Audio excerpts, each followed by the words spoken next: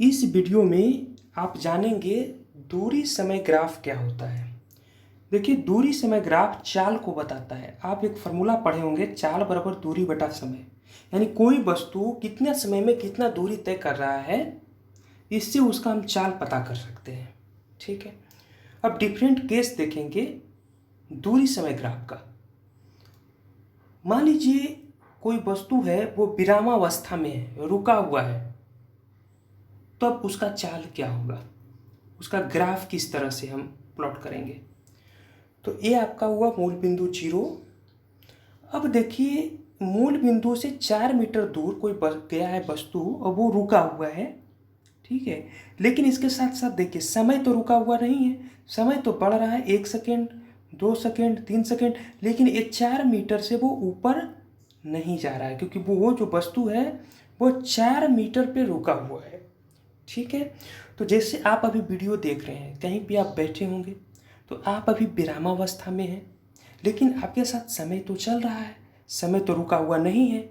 तो उसका ग्राफ किस तरह प्लॉट करेंगे। तो ये होता है एक्स अक्ष। एक्स अक्ष को जो है हम समय से डिनोट करते हैं, समय को लिखेंगे एक्स अक्ष पे और दूरी को लिखेंगे वाई अक्ष पे। ठीक है, और समय को यस यानी सेकेंड में और दूरी को या मीटर में मेजर करते हैं।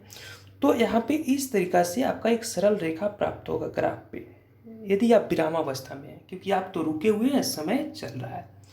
नेक्स्ट जो केस है वो है एक समान चाल से अब गतिशील है। यदि कोई वस्तु है या कोई कार है, वो एक समान चाल से गतिशील है, तब उसका ग्राफ क्या होगा।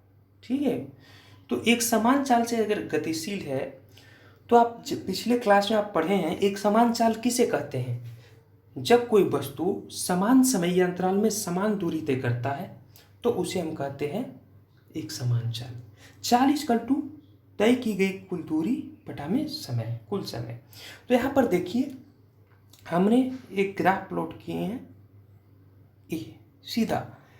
तो यहाँ पे क्या है, एक अक्ष लिए हैं समय और वाई अक्ष लिए हैं दूरी को। यहाँ पर T1 T2 आपका टाइम हो गया और S1 S2 आपका दूरी ले लेते हैं। तो यहाँ पे कुल दूरी कितना हो जाएगा, तो कुल दूरी यहाँ पर हो जाएगा S2 माइनस S1 अपन में टाइम हो जाएगा T2 माइनस T1। यहाँ पे ये आ गया आपका V, चाल को V से डिनोट करते हैं। तो हमारा चाल कितना आ जाएगा, तो यहाँ पर S2 हमारा है 39 और S1 हमारा है 29, तो ये आ गया 10 मीटर। ये आ गया T2 हमारा है 50 पे और T1 हमारा है 40 पे। तो यहाँ पर 39 में से 29 चला जाएगा तो 10 आ गया, 50 में से 40 चला गया तो 10। ये दोनों कट कर आ गया, आपका चाल 1 मीटर पर सेकेंड आ गया। तो इस तरह से हम ग्राफ, किसी भी ग्राफ अगर दिया रहेगा, तो जब एक समान चाल से वो चलेगा तो वहाँ पे चाल निकाल लेंगे। ठीक है, और यहाँ से मूल बिंदु से ही इस तरह सीधा जो है ये प्लॉट होगा ग्राफ, समान समय में समान दूरी तय करेगा। नेक्स्ट है असमान चाल से गतिमान किसी कार का दूरी समय ग्राफ। असमान चाल क्या है, जब कोई वस्तु समान समय अंतराल में असमान दूरी तय करता है, तो उसे कहते हैं असमान चाल।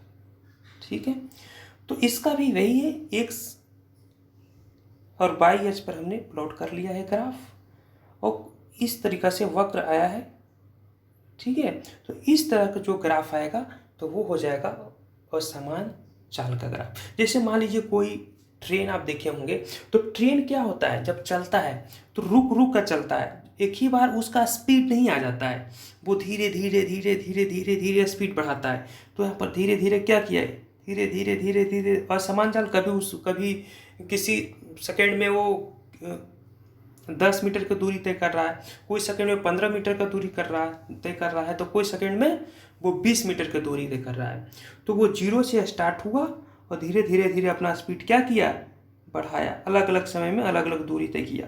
तो इस तरह का जो ग्राफ आएगा तो वही वो हो जाएगा मेरा असमान चाल का ग्राफ। ठीक है, एक केस और है, मान लीजिए यहाँ पे एक्स वाई अक्ष है आपका। ठीक है, और कोई ट्रेन है, वो बहुत स्पीड से चल रहा है, जब वो ब्रेक लगाएगा तो वो भी असमान गति हो, से ही आएगा, क्योंकि उसका धीरे धीरे धीरे धीरे स्पीड कमेगा। डायरेक्ट ब्रेक लगाता है ट्रेन और डायरेक्ट तो वो ट्रेन रुकता नहीं है, इसलिए क्या होगा कि वो भी धीरे धीरे ब्रेक लगाएगा। मान लीजिए कोई स्पीड में, तो वो धीरे धीरे धीरे धीरे धीरे धीरे आकर वहाँ पे रुक जाएगा। तो इस तरीका का जो ग्राफ आप देख रहे हैं, ये जो ग्राफ आपका आया है, ठीक है, तो ये ग्राफ भी है आपका असमान चाल को ही दर्शाता है।